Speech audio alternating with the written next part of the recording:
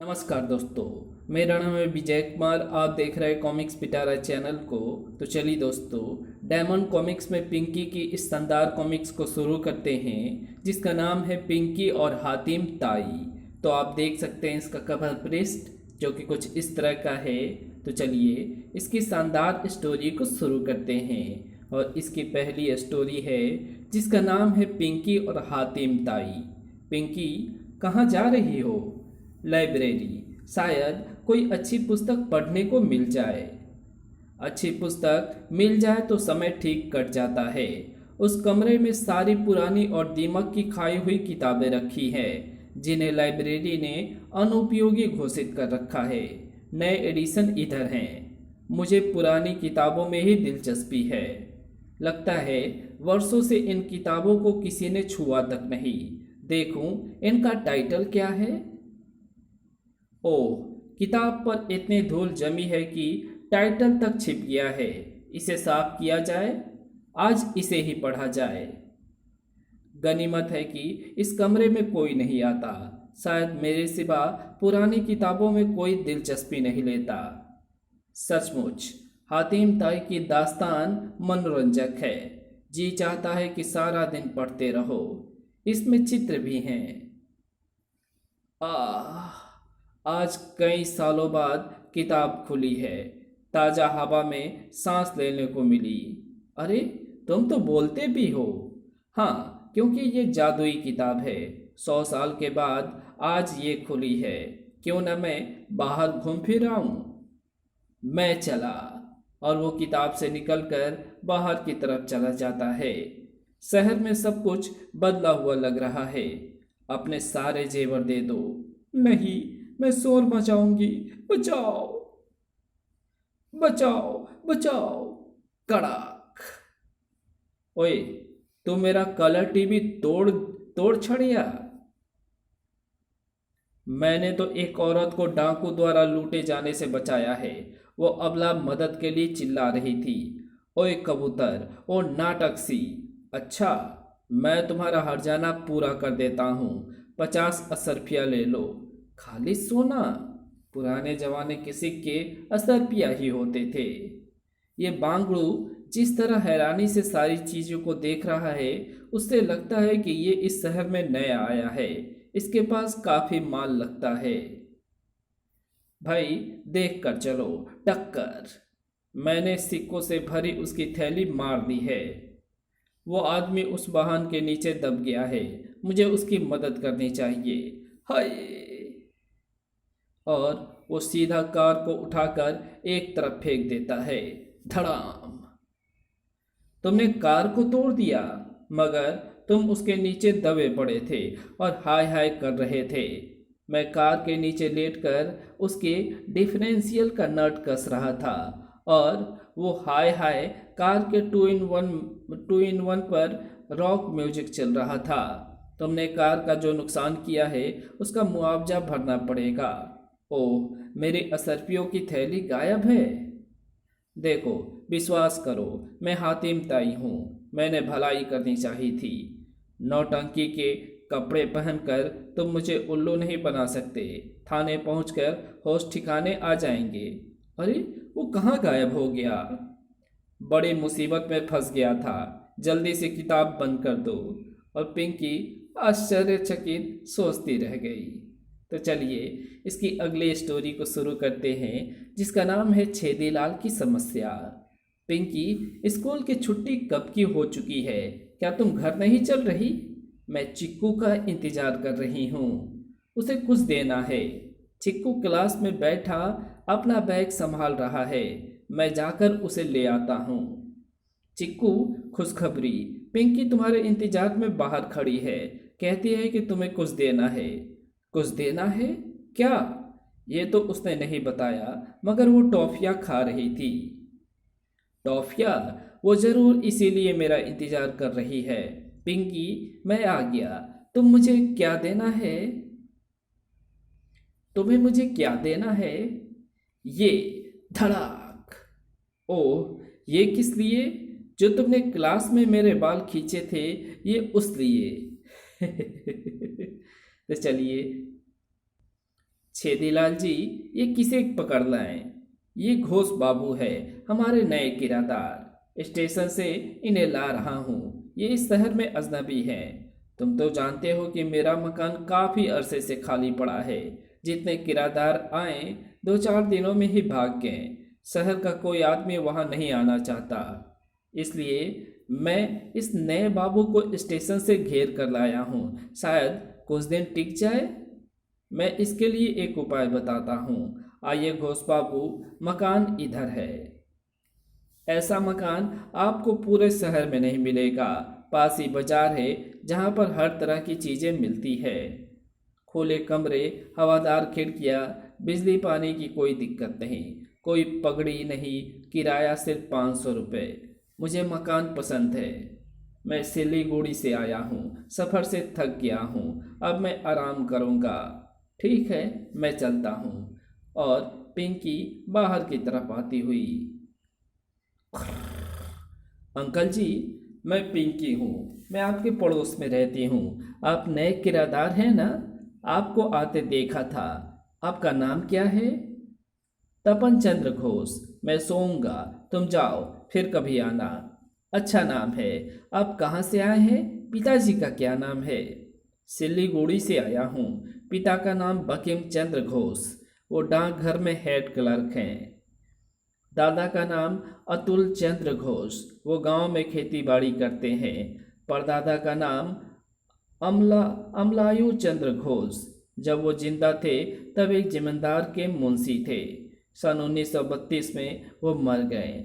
मेरे लकड़दादा और उनके पिता कौन थे नहीं जानता।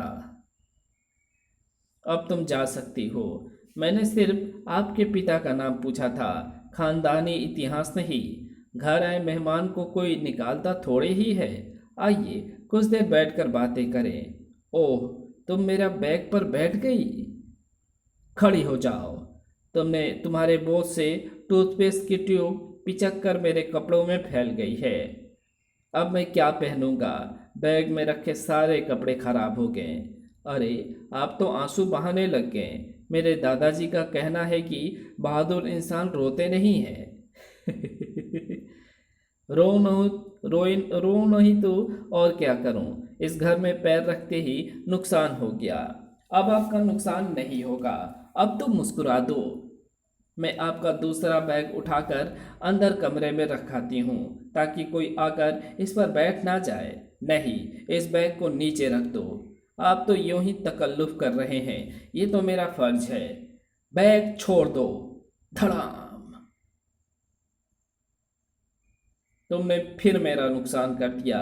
इसमें कीमती इत्र की शीशियाँ थी, तुमने सब तोड़ डाली। वाह, क्या भीनी भीनी खुशबू आ रही है। जिस पड़ोस में ऐसे मुसीबत रहती हो, मैं नहीं रहूँगा। आज ये मकान छोड़कर जा रहा हूँ। ये किराएदार भी गया। तो चलिए इसकी अगली स्टोरी को शुरू करते हैं, जिसका नाम है नदी का अंत। पिंकी यहाँ अकेली बैठी क्या सोच रही हो? मोनू, मैं सोच रही हूँ कि ये नदी कहाँ जाकर खत्म होती होगी। अरे, जिस गांव नहीं जाना उसकी राह क्या पूछना। अपने को क्या वास्ता, वो कहीं भी जाकर खत्म हो। नहीं, मुझे वास्ता है। जरा सोचो, अगर हम इसका रहस्य जान ले तो सारे बच्चे को बताएंगे कि इस नदी का अंत कहाँ है। क्या ये रोमांचक नहीं? जिसकी खोज करनी है उसका पता वहां जाकर लगाया जाता है। इस तख्ते पर बैठकर हम नदी में उतर जाते हैं। इस नदी के साथ साथ तैरते हुए चले जाते हैं। ऐसी जगह जरूर आएगी जहां नदी खत्म हो जाएगी। बस हमारा उद्देश्य भी पूरा हो जाएगा। तुम्हारा ख्याल अच्छा है। ओह, यहाँ पानी का बहाव तेज है, संभल कर। हम काफी दूर आ गए हैं, परंतु नदी का अंत कहीं नजर नहीं आ रहा है। इस चरवाहे से पूछती हूँ, क्या तुम जानते हो कि इस नदी का अंत कहाँ है? मैंने बचपन से इसे बहते हुए देख रहा हूँ, लेकिन ये कहाँ जाकर खत्म होती है मुझे नहीं पता। एक बार मैंने अपने दादा से पूछा था कि यह नदी कहाँ जाकर खत्म होती है, तब उन्होंने क्या जवाब दिया? उन्होंने बताया कि 100 साल पहले गांव का एक बहादुर जवान नदी का अंत जानने के लिए नाव में बैठकर गया था। क्या उसने आकर बताया कि ये नदी कहाँ खत्म होती है? नहीं, क्योंकि वो लौटकर आया ही नहीं। ओह, आगे टनल है। पिंकी, क्या अंधेरे में तुम्हें डर लग रहा है? ऐसे अभियान में जोखिम तो होता ही है। टनल काफी लंबी थी, लेकिन अब हम बाहर आ गए हैं। इस खुले वातावरण में अच्छा लग रहा है। मुझे तो मुझे तो इस रोमांच भरी यात्रा में बड़ा आनंद आ रहा है। मुझे भी अब अच्छा लग रहा है। स्कूल जाकर जब हम अपने दोस्तों को इस यात्रा का वर्णन करेंगे तो कोई विश्वास ही नहीं करेगा। तभी ओह, पानी की बौछार हमें ऐसे उछाल रही है जैसे मैच शुरू होने से पहले क्रिकेटर सिक्के को टॉस करता है। यहाँ पानी समतल और शांत है। दुर्गम रास्ता खत्म हुआ, पर रफ्तार धीमी हो गई है। पता नहीं कब मंजिल पर पहुंचेंगे। ओह, ये क्या? एक पत्ता जिसे हवा का झोंका उड़ा कर ले आया है। काश अगर हम भी पत्ते होते तो तेज हवा हमें उड़ाकर वहां पहुंचा देती जहां नदी का अंत है। मार्ग में हमें तकलीफें भी ना झेलनी पड़ती। लो, एक और झंझट, इस बड़े पत्थर ने हमारा रास्ता रोक लिया है। यहाँ जमीन पर आ जाओ। मैंने एक महात्मा को देखा है, शायद वो हमारी मदद करे। महात्मा दी, रुकिए, हमें इस नदी के अंत का पता लगाना है। अगर हम दोनों पेड़ के पत्ते होते तो उड़कर वहां जल्दी पहुंच जाते जहां नदी खत्म होती है। पानी का छींटा पड़ते ही तुम्हारी इच्छा पूरी हो जाएगी। बौछार, पिंकी तुम पत्ते में परिणत हो गई, और मोनू तुम भी।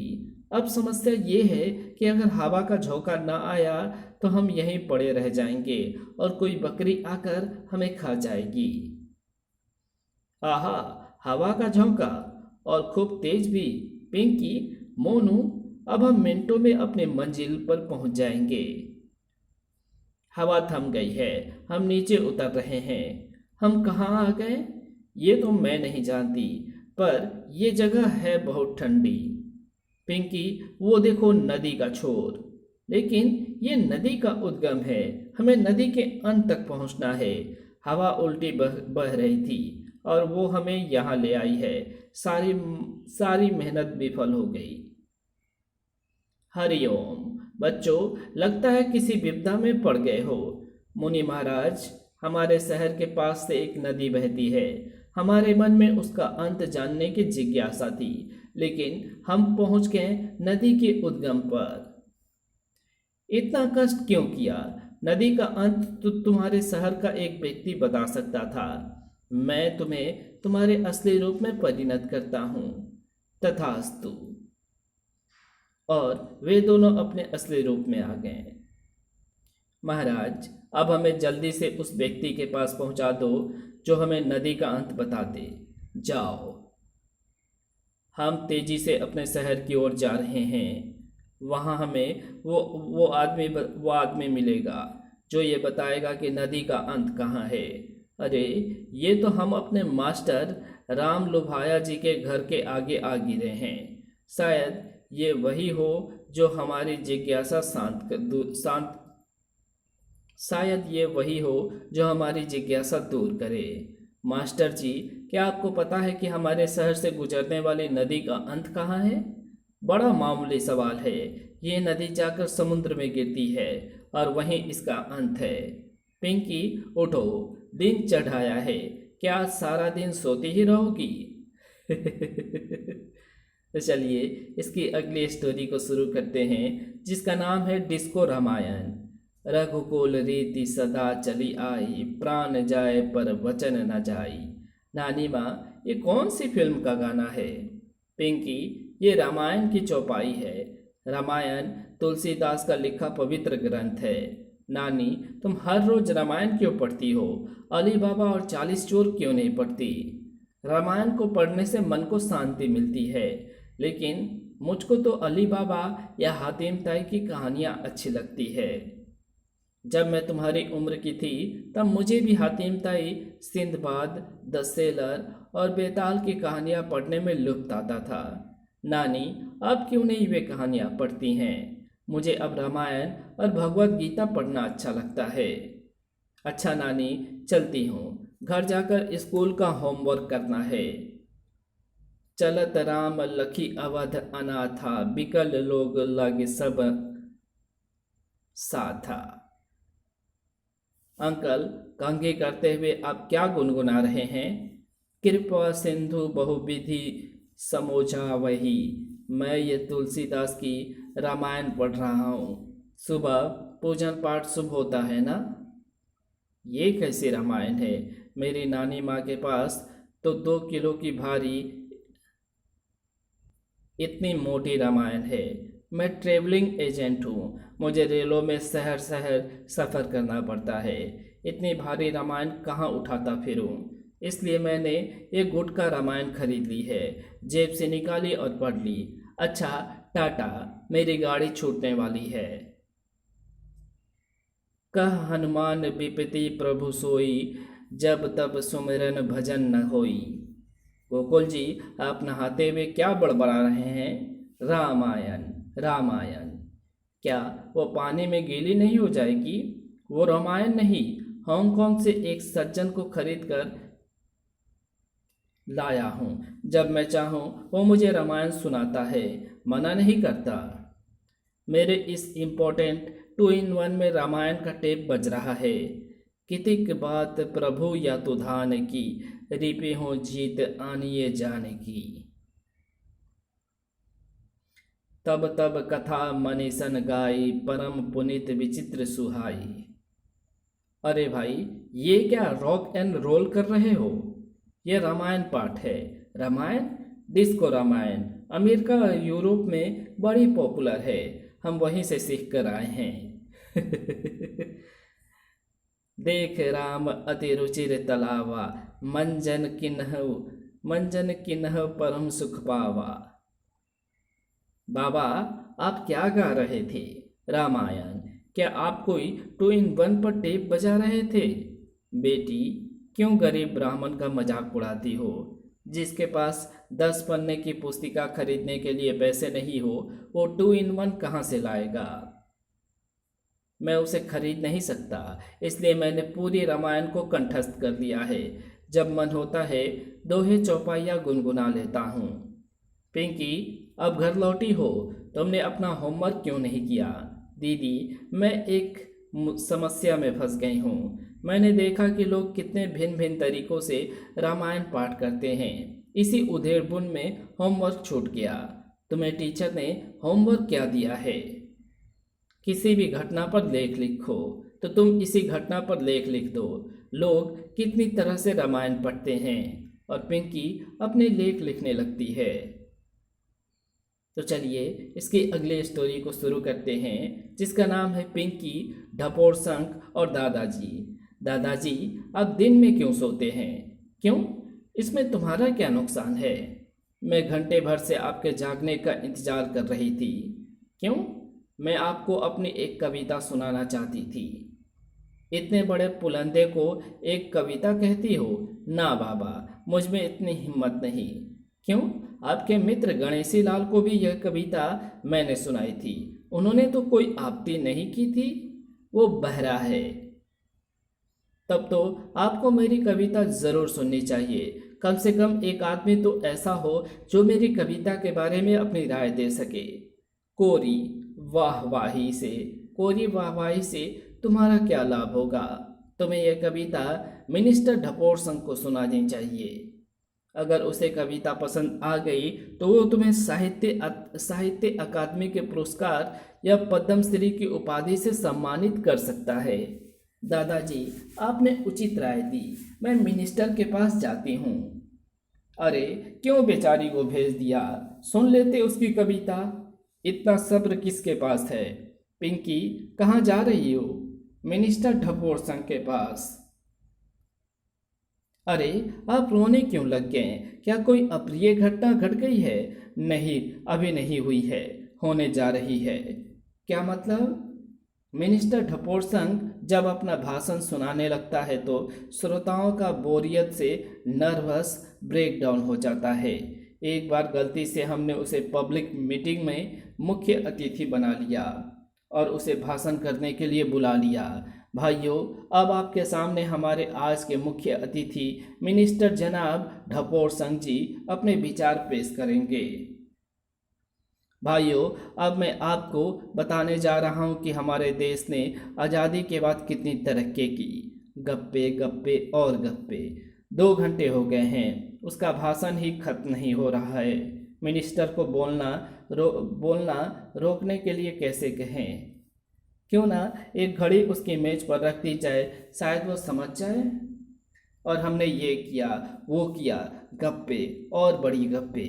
4 घंटे गुजर गए, उसने बोलना बंद नहीं किया। उसका ध्यान आकर्षित करने के लिए मुझे एक तरकीब सूझी है। अरे, तुमने घड़ी उठाकर कैलेंडर मेरी टेबल पर क्यों रख दिया? क्योंकि आपका भाषण घंटों में नहीं, दिनों में जाकर खत्म होता है। लेकिन मैं उसका भाषण सुनने नहीं, अपनी कविता सुनाने जा रही हूँ। वो मेरी कविता सुनकर ज़रूर खुश होंगे। क्या मिनिस्टर को इतने बड़े बंगले में अकेले रहते हुए डर नहीं लगता? मिनिस्टर जी, क्या बात है, आप अकेले ही दिखाई दे रहे हैं? सारे नौकर चाकर आज छुट्टी पर गए हैं। तब तो और भी अच्छा है, मैं आपको अपनी कविता सुनाने आई हूँ।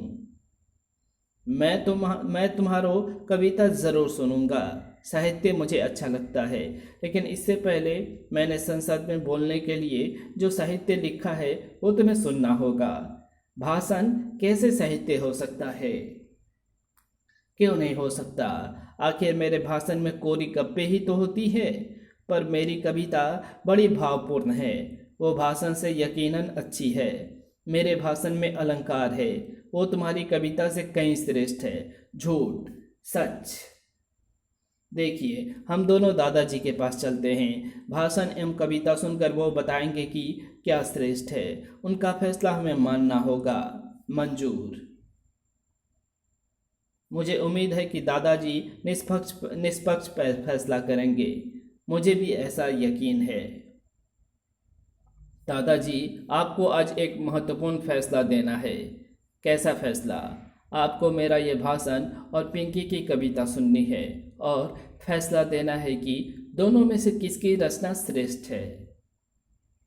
ये तो बेहोश हो गए। तो चलिए इसकी अगली स्टोरी को शुरू करते हैं, जिसका नाम है पेइंग गेस्ट। हाँ, आप आ जाइए, हम आपके स्वागत के लिए तैयार हैं।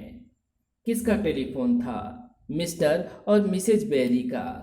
कौन बेरी? अरे, क्या भूल गई? हमने पेइंग गेस्ट के लिए विज्ञापन दिया था। एक दंपति मिस्टर और मिसेज बेरी कैलिफोर्निया से आए हैं। वे हमारे यहाँ पेइंग गेस्ट बनने को तैयार हैं। अमेरिकन? तब तो वो बड़े अमीर होंगे। अगर वो हमारे यहाँ टिक गए तो हमें माला माल कर देंगे। तुम ये मैले कुचेले कपड़े पहने क्यों खड़े हो? वे अगर तुम्हें इस हालत में देखेंगे तो कभी हमारे पेइंग गेस्ट बनना मंजूर नहीं करेंगे। जाकर कोट पहनो। देखो घर की हालत क्या बना दी है, लगता है जैसे घोड़े का अस्तबल हो। अमेरिकन बड़े साफ सफाई पसंद होते हैं। जब वे घर तीतर बितर देखेंगे तो बाहर से वापस लौट जाएंगे। हमें कुछ करना चाहिए ताकि पहली दंपति कुछ दिन टिक जाए। मैं नया कोट पहनता हूँ और मैं ऐसी सफाई करती हूँ कि ये घर शीश महल लगे। ये कोट मैं खास मौके पर ही पहनता हूँ। अमेरिकन मेहमानों के आने से पहले ही मुझे मकड़ी के जाले उतार देने चाहिए। वे लोग मकड़ियों से नफरत करते हैं और फर्श को ऐसा चमकाना चाहिए कि अपना चेहरा नजर आ जाए। और अब मैं नई साड़ी पहन लूँ। अब इस घर को देखकर किस पर इम्प्रेशन नहीं पड़ेगा। वे अमेरिकन पति पत्नी अंदर कदम रखते ही मंत्रमुग्ध हो जाएंगे। कलावती, सचमुच तुम अपनी कला में निपुण हो। किचन में जाकर मैं उनके नाश्ते के लिए कुछ इंतजाम करूं। मैं ड्राइंग रूम में बैठकर उनके आने का इंतज़ार करता हूं। ट्रिन ट्रिन, ये वे अमेरिकन आ गए। तुम झपट जी, मैं आपको एक चीज़ दिखाने के लिए लाई हूँ। मुझे कुछ नहीं देखना, भाग जाओ। अरे, मेहमानों से ऐसा नहीं बोला जाता है। अच्छा, तुम जो दिखाना चाहती हो जल्दी दिखाओ और यहाँ से चलती बनो। आप खड़े क्यों हैं? बैठ जाइए, मैं वो चीज़ आपको आराम से दिखाऊंगी। नहीं, मैं बैठूंगी नहीं। मेरे कोट में सिलवट पड़ जाएंगे और मेरे कुछ विशिष्ट मेहमान आने वाले हैं। ठीक है, खड़े होते हुए ही देख लो मेरी चीज़। अरे, डिब्बी तो खाली है। क्या था इसमें? मेढक। मैंने तालाब से पकड़कर डिब्बी में बंद कर दिया था और उसे आपको दिखाने लाई थी। ना जाने कहाँ खिसक गया।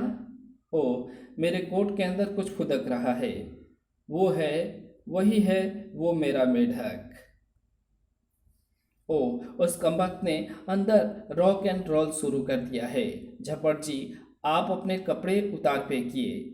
यही ठीक है, इस मुसीबत से छुटकारा पाने का एक यही तरीका है। कहाँ गया मेढक? लगता है वो इस सोफे के नीचे घुस गया है। मैं उसे निकालती हूँ। वो रहा। पिंकी, इस मुसीबत को यहाँ से जल्दी ले जाओ। मेरे विदेशी मेहमान आने वाले हैं, उन्हें ये तमाशा अच्छा नहीं लगेगा। पर मैं इसे तभी ले जा सकती हूँ जब ये मेरे हाथ आएगा। ये गुलाब जामुन हमारे विदेशी पेइंग गेस्ट को अच्छी लगेगी। इनको मैं ड्राइंग रूम में पहले ही रख देती हूँ ताकि उनको आते ही परोस दूँ। मेढक को पकड़ने में झपट जी की टोपी कारगर साबित होगी। वो निकल गया। ओह मेढक, बचाओ! ये क्या बदतमीजी है? आंटी, मैं तो सिर्फ अपना मेढक पकड़ रही थी। पिंकी, हम पर मेहरबानी करो और यहाँ से चली जाओ। हमारे विदेशी पेइंग गेस्ट आने वाले हैं। मैं अपना मेढक पकड़ लूँ, फिर मैं यहाँ 1 मिनट भी नहीं रुकूंगी। ट्रिन। मिस्टर झपट जी। कौन? वेरी। मर गए, वे अमेरिकन आ गए। हमारे अस्त व्यस्त घर को और हमारे हुलियों को देखकर वे पेइंग गेस्ट बनना पसंद नहीं करेंगे। झपट जी, लगता है तुम भी हमारे ग्रुप का आदमी है। मैं? क्या आप झपट जी के यहाँ रहने आए हैं? बिल्कुल, इस जगह को देखने से लगता है ये लोग भी हम जैसा ही बिना किसी बंधन के रहता है और आज़ाद तबीयत का है, जो बनावटी शान शौकत में विश्वास नहीं करता। क्यों रोजी? यस डियर, मुझे विश्वास नहीं होता। झपट जी, हमें तुम्हारा पेइंग गेस्ट बनना मंजूर है। लो, $100 एडवांस। रोजे डियर, झपट जी हम जैसा हिप भी लगता है। जहाँ एक जैसे मिल बैठते हैं वहाँ खूब पड़ती है। Yes dear. अच्छा अंकल, मेरा मेढक मिल गया, अब मैं चलूँ? नहीं पिंकी, कुछ देर यहाँ और रुको। तुम्हारी वजह से हमारा घर इस काबिल बना कि उन विदेशियों को पसंद आया। समझ में नहीं आता कि मैंने उस घर में ऐसी क्या सजावट कर दी। बिल्कुल, इस जगह को देखने से लगता है। इसी के साथ पिंकी की ये शानदार स्टोरी यहीं समाप्त होती है। तो आपको पिंकी की ये कॉमिक्स कैसी लगी?